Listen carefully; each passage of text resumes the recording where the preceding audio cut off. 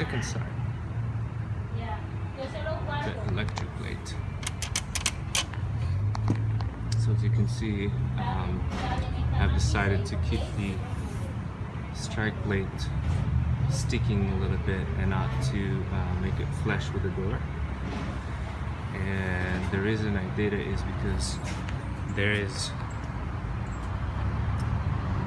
a gap in the door and I didn't want the latch to be visible.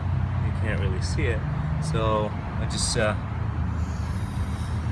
basically made it that you can have extra space and then you can't see the latch. You can't reach the latch if you try to break in or anything like this.